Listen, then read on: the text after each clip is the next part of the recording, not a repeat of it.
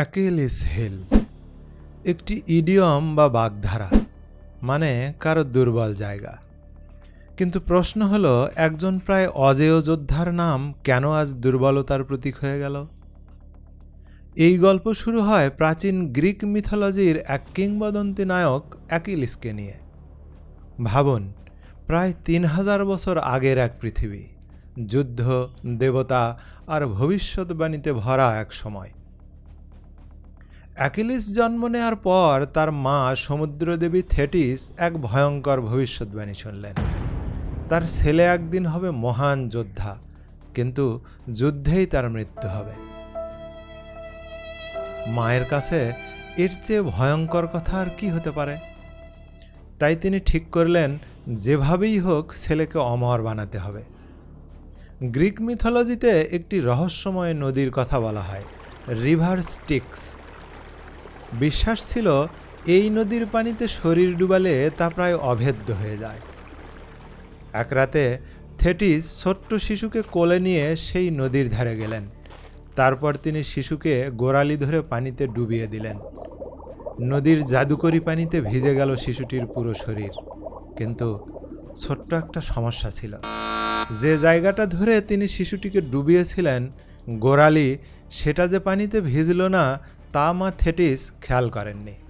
আর ঠিক সেখানেই থেকে গেল একটি ছোট্ট দুর্বল জায়গা। সময় পেরিয়ে গেল। অ্যাকিলিস বড় হতে হতে হয়ে উঠলেন এক ভয়ঙ্কর যোদ্ধা। গ্রিক মিথোলজিতে তাকে বলা হয় প্রায় অজেয়। যখন শুরু হলো বিখ্যাত ট্রজান ওয়ার, তখন গ্রিকদের সবচেয়ে শক্তিশালী যোদ্ধা ছিলেন এই অ্যাকিলিস। তার গতি ছিল বজ্রের মতো, তার শক্তি ছিল সিংহের মতো, আর যুদ্ধে তাকে হারানো প্রায় অসম্ভব ছিল। অনেক যুদ্ধ, অনেক বীর, কিন্তু অ্যাকিলিস যেন একাই পুরো যুদ্ধের ভার বহন করছিলেন। এমনকি ট্রয়ের মহাবীর হেক্টরকেও তিনি বধ করেছিলেন। কিন্তু ইতিহাস এক অদ্ভুত নিয়ম মেনে চলে, যে যত শক্তিশালী তার দুর্বল জায়গাটা তত বেশি নাটকীয় হয়ে ওঠে। ট্রয়ের এক রাজপুত্র ছিল প্যারিস। একদিন যুদ্ধের সময় সে একটি তীর ছোঁড়ে। মিথোলজিতে বলা হয় দেবতা অ্যাপোলো সেই তীরকে পথ দেখিয়েছিলেন। তীরটি গিয়ে লাগে অ্যাকিলিসের শরীরের একমাত্র দুর্বল জায়গা, গোড়ালিতে। অজেয় যোদ্ধা পড়ে গেলেন। একটি তীর, একটি ছোট দুর্বলতা, আর এক কিংবদন্তির সমাপ্তি। সেই থেকে ইংরেজি ভাষায় এক নতুন রূপক টার্ম জন্ম নেয়, অ্যাকিলিস হিল।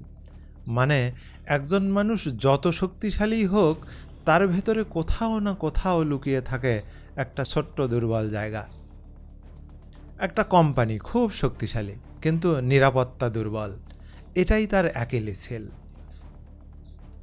একজন নেতা খুব বুদ্ধিমান, কিন্তু রাগ নিয়ন্ত্রণ করতে পারে না, এটাই তার অ্যাকিলিস হিল।